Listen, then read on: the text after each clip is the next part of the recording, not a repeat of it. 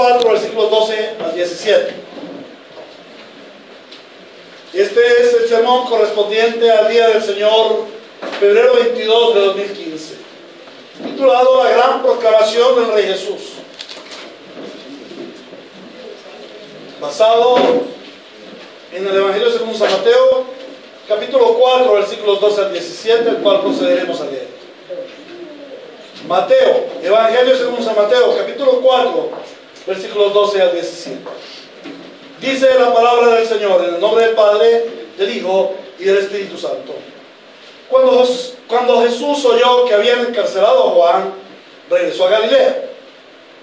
Partió de Nazaret y se fue a vivir a Capernaum, que está junto al lago en la región de Zabulón y de Neftalí, para cumplir lo dicho por el profeta Isaías.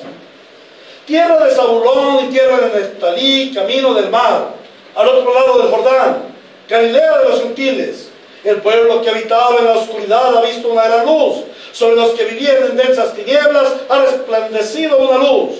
Desde entonces comenzó Jesús a predicar: arrepiéntanse porque el reino de los cielos está cerca. Palabra de Dios. Amén. Amén. Señor Dios, al estar en tu presencia esta mañana, tú eres Rey y Señor de esta tu iglesia. Por lo tanto, nos consagramos a ti para escuchar tu palabra poderosa que obra en nuestras vidas como una espada de dos filos que penetra hasta lo más profundo de nuestro corazón y discierne nuestros pensamientos y las intenciones de nuestro corazón. Amado Redentor, gracias te damos porque tú eres el Verbo encarnado, la palabra viva, la palabra eficaz, que entra en nuestro corazón y transforma nuestra vida. A ti, Señor, te damos la gloria y te suplicamos que al hablar esta tu palabra nosotros estemos dispuestos como el campo está dispuesto para el arado y para el sembrador que siembra la semilla, que la semilla produce fruto al 100, al 60 y al 30 por uno, que en tu gracia esta palabra que hoy se predica en medio de tu pueblo produzca fruto, fruto abundante, corra para la gloria de tu santo nombre. Y que los que aún no han creído hoy, por la predicación de tu palabra, crean al Evangelio para salvación y vida eterna en Cristo Jesús oramos. Amén y amén. Muy bien, hermanos, este pasaje nos relata el comienzo del ministerio del Rey Jesús hacia su pueblo. El evangelista Mateo se ha esmerado en presentarnos en los primeros 3 capítulos y el inicio del 4 la identidad del Rey Jesús. Él se ha esmerado en decirnos que el Señor Jesús verdaderamente es el Rey. No hay dudas, no podemos tener dudas. Jesús, el Señor, es el Rey, no solamente de los judíos, el Rey de su iglesia y por supuesto el Rey de todo lo creado, porque Él es creador, Él es sustentador, Él es el Señor. Amén. Ahora, miremos cómo nos mostró el evangelista Mateo la identidad de Jesús como Rey. En primer lugar, nos muestra su ascendencia genealógica.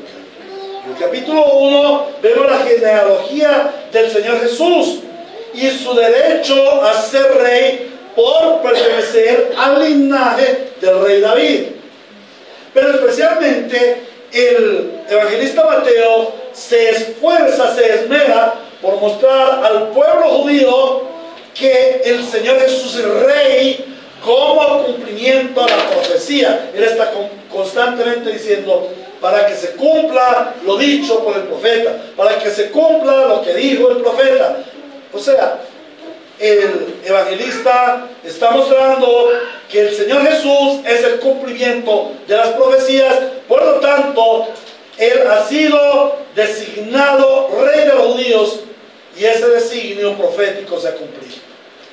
Luego, el evangelista nos muestra la procedencia divina de nuestro Señor Jesucristo al ser anunciado como nacido de una virgen, al nacer de la virgen.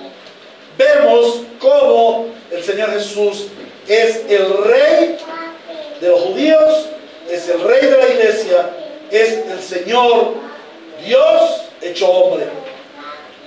Luego el evangelista nos lleva y nos muestra la figura, aquella figura de los sabios de Oriente rindiendo adoración al rey.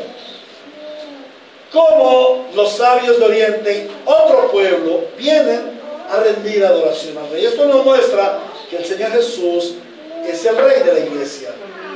Luego nos muestra en el bautismo cómo el Señor Jesús es rey, porque el Padre así lo dice: este es mi Hijo amado, en quien tengo complacencia.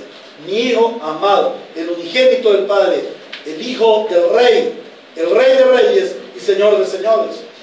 Y finalmente, como lo vimos la semana pasada, vemos que el Rey libra su primera batalla y sale victorioso. En esto nos demuestra que es un rey vencedor, es el rey que ha vencido, sale victorioso en su primera batalla y derrota al adversario. Y el adversario, ¿qué tiene que hacer? Huir. Pero no solamente el adversario huye, sino que como rey vienen ángeles y se postran y le adoran y le sirven. Ahí está todo diciéndonos: Jesús es el rey. Y así debemos verlo. Jesús es mi rey soberano. Aleluya. Qué lindo es decir: Jesús es mi rey soberano. Nosotros no estamos acostumbrados en Colombia o en Latinoamérica a tener reyes. Pero en los países en donde el rey, bueno, por lo menos en épocas anteriores, el rey era una figura importantísima. Era venerado casi como un dios. Era una persona casi perfecta. Hoy, como están las comunicaciones y todo eso, vemos la urbanidad y la corrupción de estos reyes. Pero anteriormente los reyes eran venerados, eran respetados, y el rey se hacía respetar. Bueno, la palabra de Dios nos muestra que como iglesia tenemos un rey, nos debemos a un soberano y debemos hacerle todo honor, toda gloria, vivir para él, vivir para su reino. En Inglaterra, por ejemplo, cuando pasa la reina Chavita, ¿no? Isabel, doña Isabelita, ella pasa en su carruaje, ¿no? en su limusina, y le hace así a la gente, y los extranjeros que van se asustan. ¿Cómo es que le rinden esa reverencia? La gente no quiere mirar a la reina de frente y le rinden pleitesía. Ahora, en los reinos la gente se siente propietaria del reino, están tan involucrados con el reino, para ellos es tan importante el reino. Lo que no sucede en la república. Para nosotros la república, bueno, pues es un sistema de gobierno, somos demócratas, salimos a que queremos, criticamos como queremos y todas estas cosas. En los reinos o era por lo menos, un poquito diferente. Asimismo, debemos ver que cuando el Señor nos presenta al Rey Jesús, debemos tener un gran honor para nuestro Rey, pero debemos tener también una gran identidad con su Rey. Amén. Amén. El Rey Jesús ha sido presentado con suficiencia como Rey. Ahora, nada le impedirá llevar a cabo la tarea que Él voluntariamente asumió desde la eternidad. Entonces el evangelista Mateo procede a introducirnos en la primera fase del ministerio del Rey Jesús. El ministerio del Rey Jesús está dividido en fases, ¿no? Está la fase introductoria, luego está la fase de la popularidad, luego está la fase de la persecución y finalmente está la fase de su muerte, su pasión, muerte, resurrección y glorificación. Entonces, ahora el evangelista nos introduce en la primera fase del ministerio del Rey Jesús. Y esa fase del ministerio del Rey Jesús es la predicación del Evangelio, la proclamación de las buenas nuevas del reino, la gran proclamación de todas las proclamaciones. La proclamación del Evangelio es la más importante. ¿Por qué? porque es una proclamación trascendental. Es una proclamación que no es para esta tierra.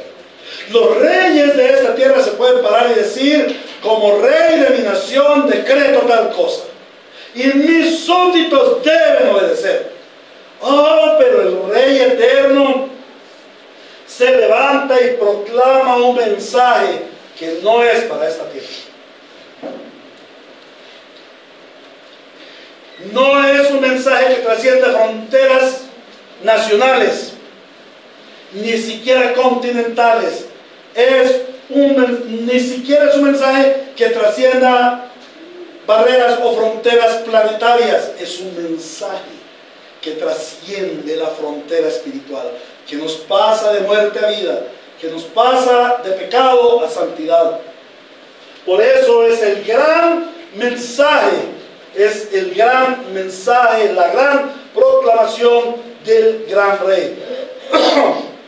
Entonces, eso es lo que trata hoy el texto que vamos a estar estudiando, y vamos a analizar tres aspectos. En primer lugar, vamos a ver el tiempo y el lugar de la proclamación, de la gran proclamación del Rey Jesús. El tiempo y el lugar. En segundo, vemos la audiencia que escucha la gran proclamación del Rey Jesús. Y en tercer lugar es el mensaje que proclama el Rey Jesús. Pasemos pues a ver en primer lugar el tiempo y el lugar de la proclamación, de la gran proclamación del Rey Jesús. Versículos 12 al 14. Dice: cuando Jesús oyó que habían encarcelado a Juan, regresó a Galilea. Partió de Nazaret y se fue a vivir a Capernaum, que está junto al lago, en la región de Zabulón y de Neftalí, para cumplir lo dicho por el profeta Isaías. Dice allí, versículo 12: cuando Jesús oyó que habían encarcelado a Juan, regresó a Galilea. El texto comienza diciéndonos que el Señor Jesús regresó a Galilea. ¿En qué tiempo? Cuando Juan el Bautista fue encarcelado. ¿Y cuándo fue encarcelado Juan el Bautista? Bueno, ese relato lo vamos a ver en los capítulos 11 y 14 del mismo Evangelio según San Mateo. Pero aquí debemos reconocer algo. No hay una secuencia cronológica. ¿Sí? Recuerdan que cuando el Señor Jesús bajó a las aguas, dice: e inmediatamente el Espíritu Santo se posó sobre él, y se oyó una voz del cielo que decía: este es mi Hijo, en quien me complazco. E inmediatamente fue llevado por el Espíritu al desierto para ser tentado por el diablo. Entonces habla de una inmediatez, pero para el relato, y allí en el 4:12 dice que empieza.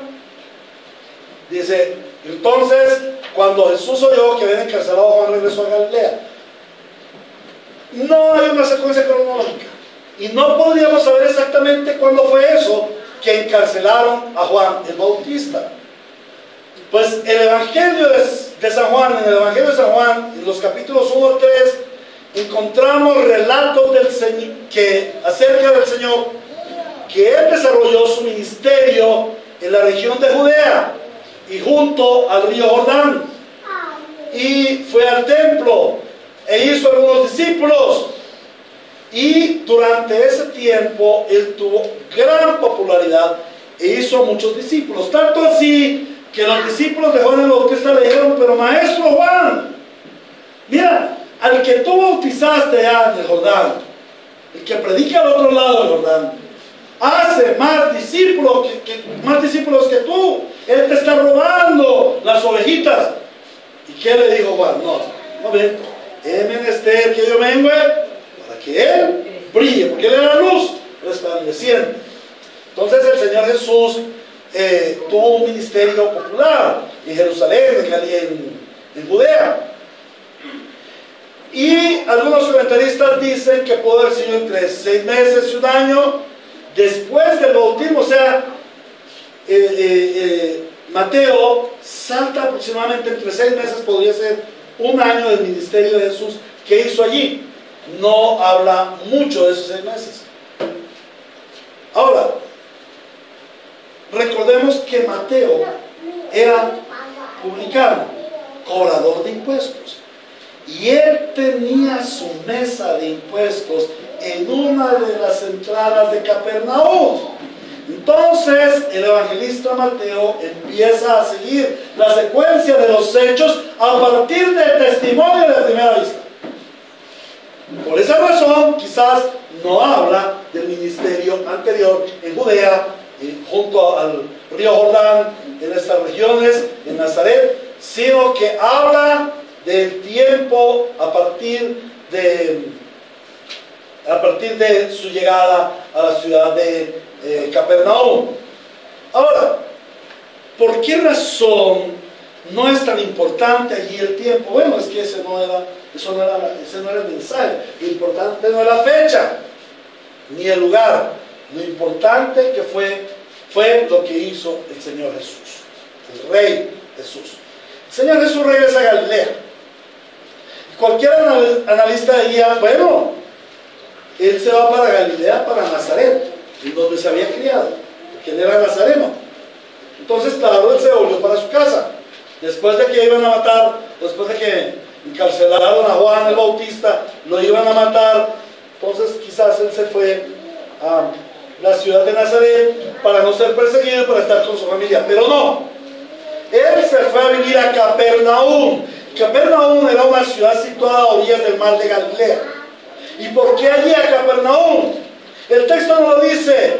La razón más importante por la que el Señor Jesús se fue a Capernaum es porque Él está sujeto al decreto de Dios. Dios así lo había decretado. Y esto estaba expresado en las Escrituras. ¿En dónde? En la profecía del profeta Isaías. El ministerio del Señor Jesús había logrado ya una gran popularidad en la región de Judea. Y él quizás también se estaba haciendo odioso a los líderes religiosos, los judíos de Jerusalén. Y sin duda alguna ya habían comenzado a perseguirle. Y si las cosas sucedieran al azar de la vida, muy seguramente el Señor Jesús hubiese sido crucificado, por lo menos con un año antes de por lo menos con un año de anterioridad al tiempo cuando sucedió. Pero todo se sujeta al plan ordenado de Dios. Y aún el Rey Jesús debía cumplir con lo establecido en las profecías. Esto nos muestra que las profecías bíblicas se cumplen o se cumplen. Definitivo.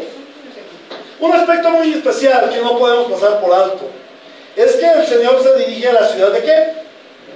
Capernaum.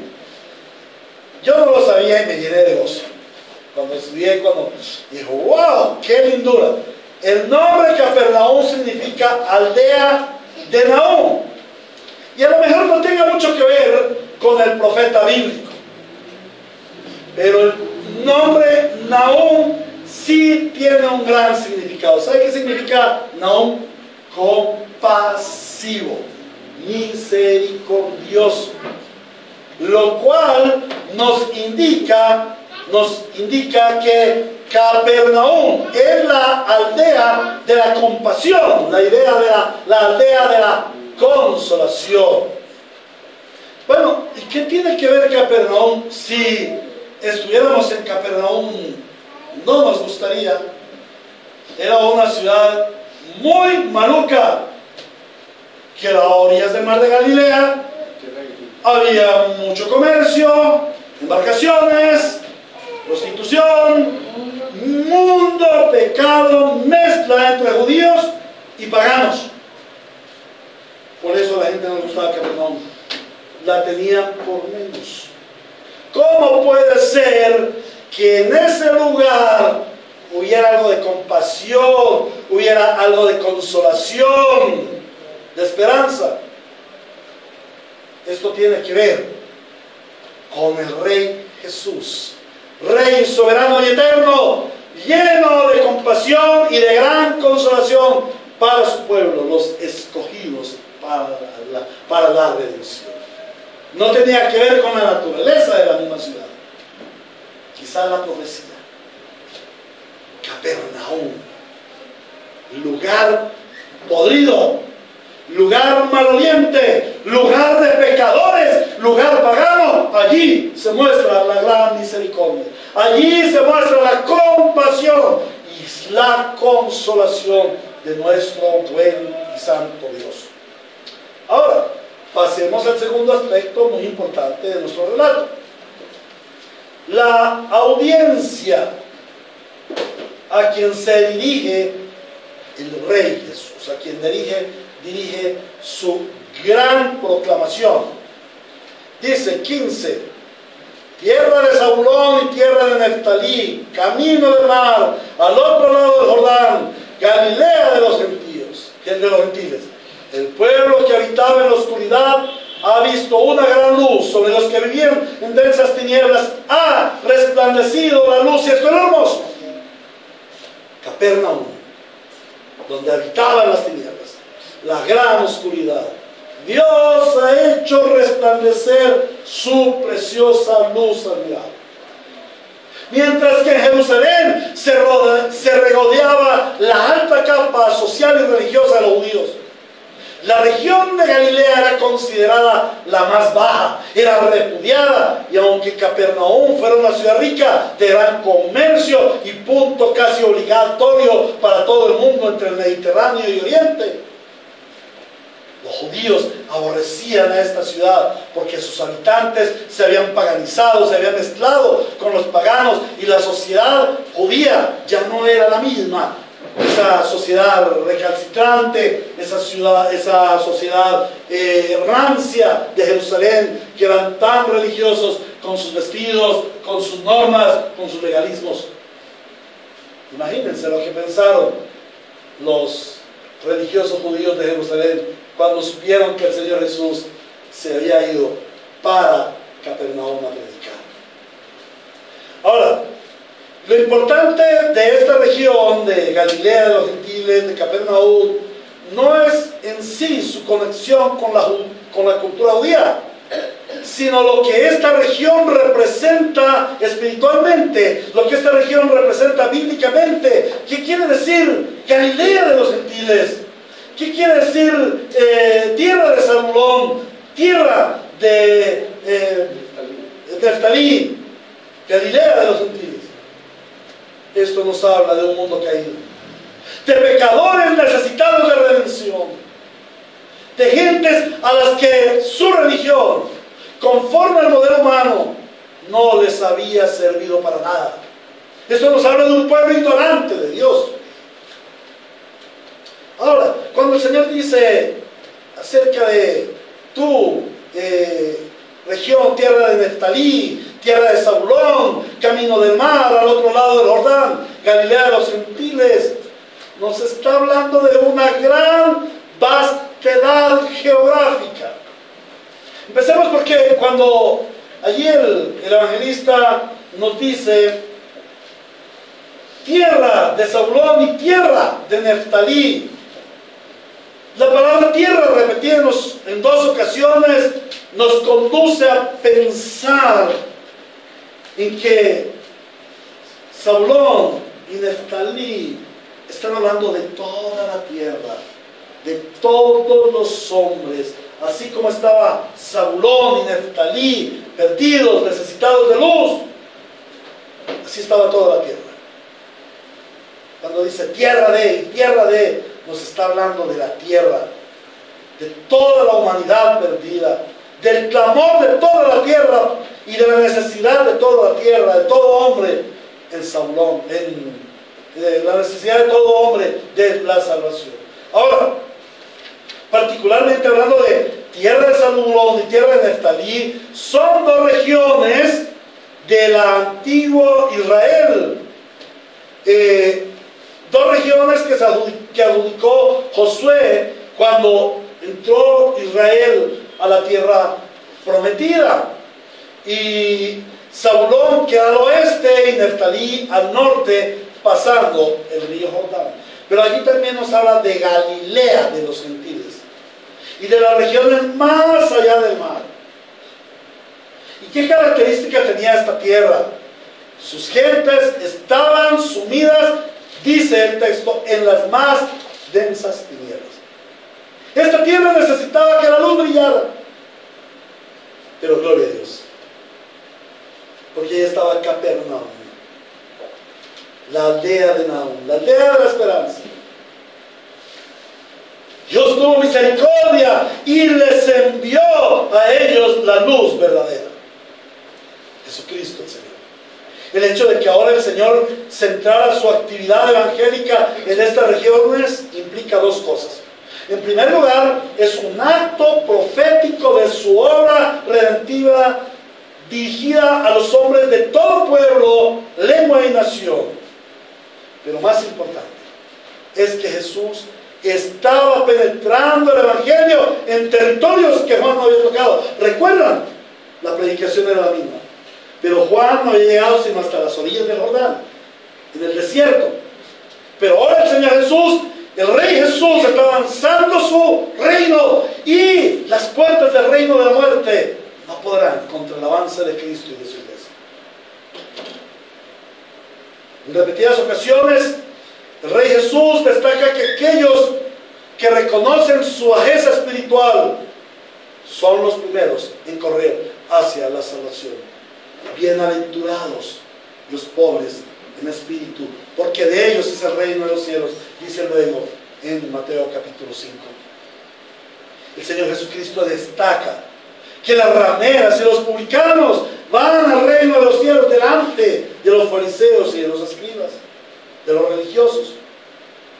Jesús el Señor fue a predicar a Judea, estuvo en la región de Judea, hizo milagros allí, predicó el evangelio, limpió el templo. Pero ¿qué sucedió? Los religiosos fariseos lo rechazaron, le tendieron trampas, lo persiguieron.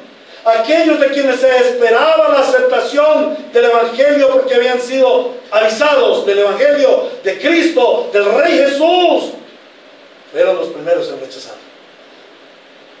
Pero ¿qué vemos? Que en Galilea de los gentiles, en Zabulón, en Neftalí, fueron multitudes las que recibieron el evangelio y fueron salvados. Claro está que también el Señor nos comprueba la dureza del corazón humano, porque como Él desarrolló su ministerio por más de un año allí, fueron muchos los que se salvaron, pero también fueron muchos los que se resistieron al evangelio. Por eso luego vino el juicio de Dios sobre esta ciudad y fue destruida. Ahora, pasemos al tercer punto. ¿Cuál es el mensaje que el Señor Jesús predica a esta audiencia? Una audiencia necesitada, ¿no? Una audiencia necesitada de buenas noticias. Versículo 17. Desde entonces comenzó Jesús a predicar: arrepiéntanse porque el reino de los cielos está cerca. Finalmente vemos lo más importante del texto: el mensaje que proclama el Rey Jesús. Este es el verdadero evangelio. Y si nos damos cuenta, fue el mismo evangelio que predicó Juan el Bautista, pero debe ser el mismo evangelio que se debe predicar hoy día y hasta que el Rey de Gloria retorne por su iglesia. Veamos su contenido. En primer lugar, vemos la cercanía del reino de Dios. En segundo lugar, vemos la demanda de arrepentimiento. Y en tercer lugar, vemos la esperanza venidera. Miremos la cercanía del reino de Dios. El Señor Jesús dice: el reino de los cielos se os ha acercado. El apóstol Mateo no dice el reino de Dios. Algunos se ponen a pelear por esto. No tienen más que hacer, entonces pelean.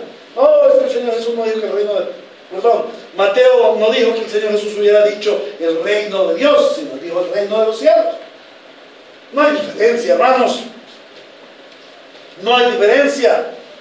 ¿Por qué? Porque era costumbre judía no pronunciar el nombre santo de Dios. Ellos jamás pronunciaban el nombre de Yahweh, o Jehová, como se le dice ahora. El nombre de Yahweh era santo para ellos. No se podía hablar, no tenía vocales, no tenían en gran honor. Siempre que hablaban acerca del Señor Dios, del Eterno, decían o Elohim o Adonai. Entonces, por eso Mateo, que era judío y estaba hablando a los judíos, el rey de los judíos, no iba a escribir el reino de Yahweh, el reino de Dios, sino que dice el reino de los cielos. Pero el significado es el mismo. No hay reino de Dios y otro reino de los cielos. El reino de los cielos es el reinado de Dios en la vida de los hombres. Así es sencillo. Amén. Muy bien, hermano. Ahora, si el rey Jesús dice que el reino se os ha acercado, ¿por qué es? Pues porque el reino de los cielos estaba lejano. El rey eterno estaba separado del mundo, estaba separado de los hombres por causa del pecado de los hombres. Pero el rey Jesús no es solamente un rey justiciero y vengador. Él no vino a vengar a los enemigos de Israel como muchos lo esperaban. El rey Jesús es misericordioso y magnánimo con los que Él quiere. Todos los hombres éramos sus enemigos, los judíos eran sus enemigos. Pero ahora Él viene, acerca el reino a los que estamos expuestos a su ira y a su venganza por causa de nuestros pecados. Él nos trae salvación y nos trae libertad. El reino de Dios se nos ha acercado para traernos la libertad, porque el hombre bajo pecado está preso, condenado. A mí me da risa cuando la gente dice que ellos son libres y que pueden hacer lo que quieran. Entonces se emborrachan. Yo pregunto, estar borracho, trabado, como un loco, ¿es libertad? No, yo viví eso y puedo decir que era una terrible esclavitud. Yo me sentía de lo peor, peor que un esclavo, preso en las peores mazmorras de oscuridad. Es tenebroso vivir esa vida. Aquí no hay libertad. Aquel que diga que fumar marihuana, que tomar trago, que meterse en esas drogas y esas porquerías es libertad, que nos sentimos libres y nos sentimos chéveres, es un gran mentiroso. Porque ahí no se siente uno chévere, ahí se siente uno realmente esclavo, se siente realmente oprimido por el rey de las tinieblas, por el príncipe de las tinieblas, quien nos pisoteaba, nos maldecía, y nosotros no vivíamos más que tristes. Ahora, el reino de Dios se ha acercado y nos da la libertad. El hombre bajo el pecado está condenado y está preso, pero desgraciadamente lo está por la eternidad. La aparición del Rey Jesús, que dice el reino de los cielos se los ha acercado, significa libertad para los cautivos. Y es precioso cuando yo, estando muerto en mis delitos y pecados, encerrado allí en las prisiones del pecado, viene Cristo y me abre las puertas y me rompe las cadenas y me dice: el reino de los cielos se acercó a ti y te trajo libertad. Y eso fue lo que te dijo a ti, si tú estás viviendo en Cristo. Y eso es lo que Cristo te dice hoy, si tú no estás viviendo en Cristo. El reino de los cielos se acerca para librarte de las cadenas del pecado. No pienses que el pecado es libertad para hacer lo que se te dé la gana. No, la vida en pecado es esclavitud para vivir en pecado. El pecador no puede más que pecar. Es lo único que puede hacer, pecar. Todo lo que hace es pecado. Ahora, cuando el Rey Jesús nos dice que el reino de los cielos se nos ha acercado, nos quiere decir que Él ha venido para reconciliarse con nosotros, que ya no es un rey y un reino lejano, apartado, separado, sino que ahora está cercano, está a favor de nosotros. La buena noticia es que el Rey en persona ha venido a establecer su pacto de reconciliación con nosotros mediante el sacrificio de la cruz. Pero ese pacto de reconciliación, cuando Él nos trae a reconciliación, conlleva a la sujeción del Rey que nos libertó, del Rey que nos reconcilió. Por eso es Rey. Y cuando el Rey viene y liberta a un pueblo cautivo, ese pueblo ya no pasa a ser libre supuestamente a hacer lo que quiera. Él pasa a ser libre, a vivir en la libertad de aquel que lo liberó. Pero la libertad de aquel que lo libertó trae normas, trae reglas, trae leyes. Igual con el Rey Jesús. Y esto nos conduce al segundo aspecto de la proclamación. Porque el Señor dice, el reino de los cielos se ha acercado.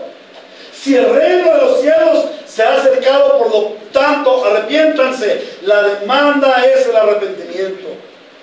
Notemos que no nos dice la frase, el reino de los cielos se acercará a ti si tú te arrepientes.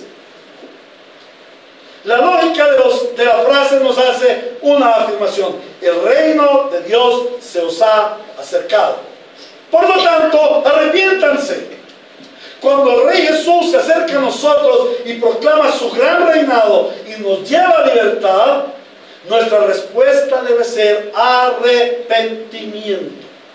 Esto es que el arrepentimiento no es una demanda para, sino es una consecuencia de. Es una demanda porque el reino de los cielos se acercó. No es una demanda para que el reino de los cielos se acerque. Es una demanda porque el reino de los cielos se acercó.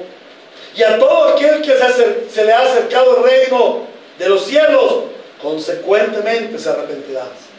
Quienes no se han arrepentido es porque el Rey Jesús no es su Rey y su Señor. Ahora tenemos que ver qué es lo que es el arrepentimiento, porque el Señor dice arrepentidos. En primer lugar, es un giro de 180 grados a la manera de vivir. En una versión popular dice, cambien su manera de pensar y de vivir, porque el reino de los cielos se os ha acercado. ¿Qué es el arrepentimiento? Es cambiar la manera de pensar y vivir. Es cambiar de sometimiento, es un sometimiento al Rey que nos ha libertado, un sometimiento en santidad y amor. Nos habla del abandono al sometimiento del tirano del pecado para tener la libertad en el amor y la gracia de Cristo Jesús. Pero esa libertad debe estar bajo el control de aquel que me libertó. Amén. Amén. Finalmente vemos que el mensaje proclamado, el gran mensaje proclamado del Rey Jesús, por el Rey Jesús, trae la esperanza venidera. Una característica muy importante, quizás la más importante de las tres que menciona el texto, es que el reino es ¿de dónde? De los cielos. Es un reino, es el rey de los cielos. Es el reino de los cielos con sus implicaciones. No es un reino terrenal, es un reino celestial. No es un reino temporal, es un reino eterno, porque Dios es eterno. No es un reino carnal, es un reino espiritual, es del espíritu, porque Dios es espíritu. Al hablarnos del reino de los cielos, nos habla de un gobierno celestial, espiritual y eterno en la vida de los creyentes. Ahora, para los judíos no era difícil comprender esta predicación. A nosotros nos podríamos pensar, bueno, pero ¿por qué la gente no se convertía? Debe ser que no entendían los judíos. No, Señor, ellos sí podían entender.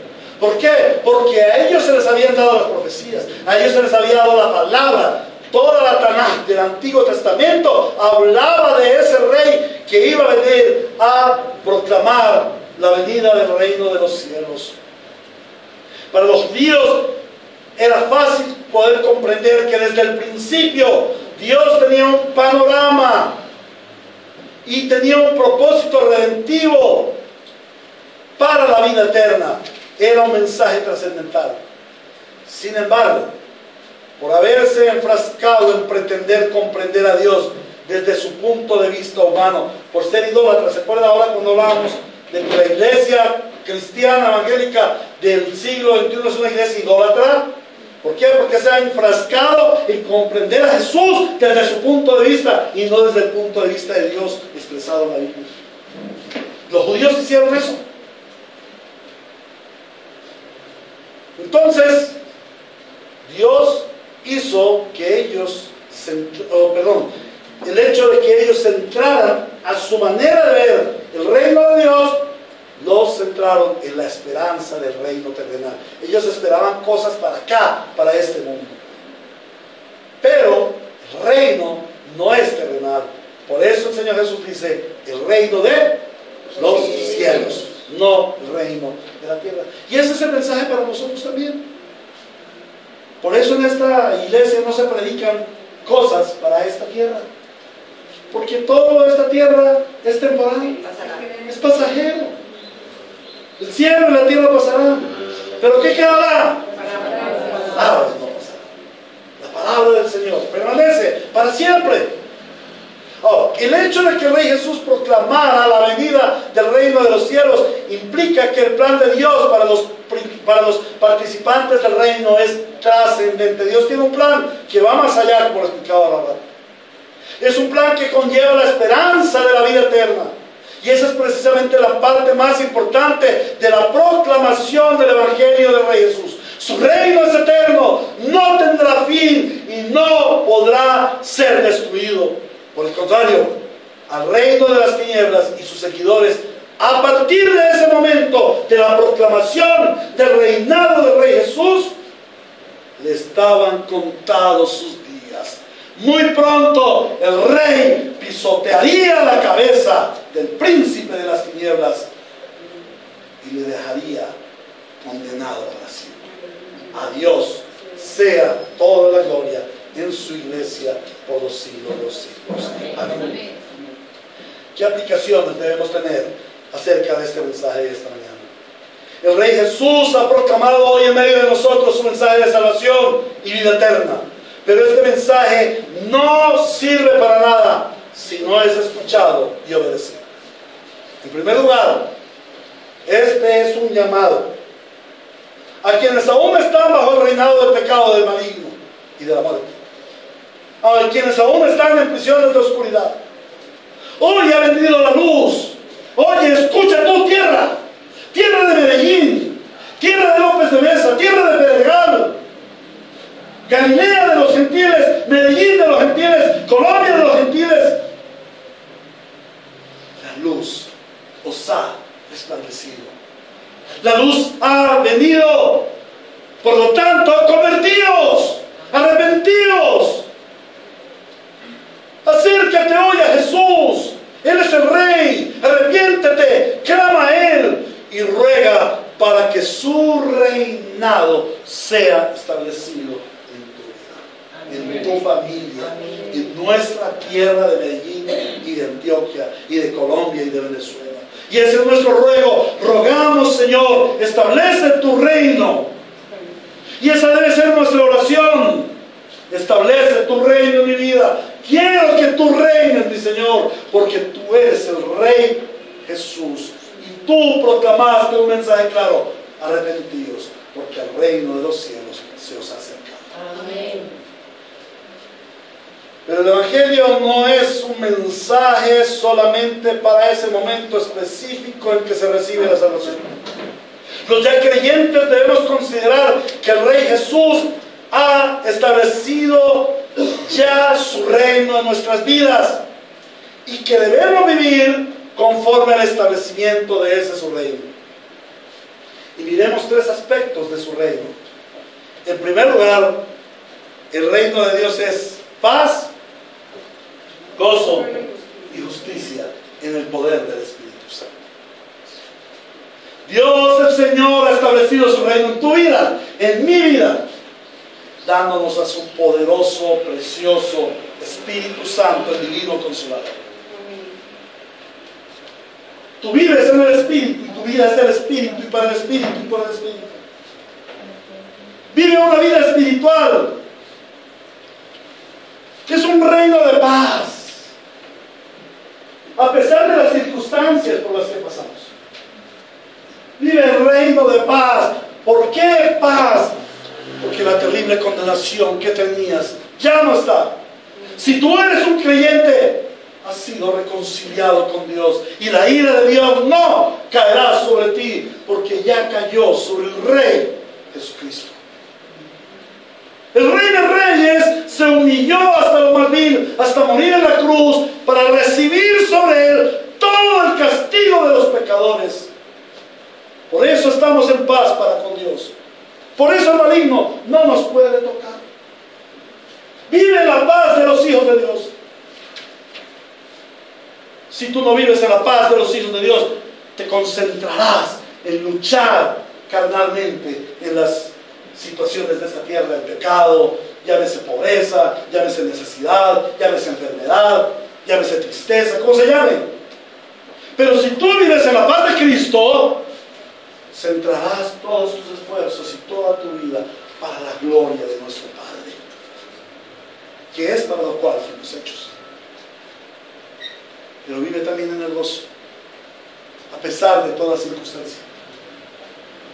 Porque si yo tengo el beneficio de la vida eterna, si ya el juicio y la ira de Dios no caerán sobre mí, ¿he de vivir triste en esta vida?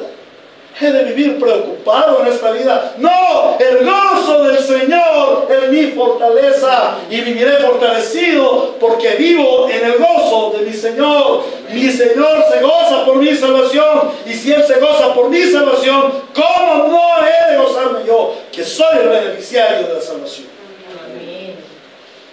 Ahora, también vivimos en la justicia. Vivir en el reino es vivir en la justicia de Dios. Vive la justicia de Dios. Obra en justicia, en santidad y toda la verdad. Amén. Amén.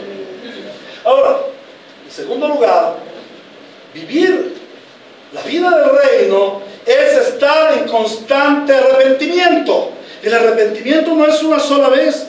Yo llevo 23 años arrepintiéndome.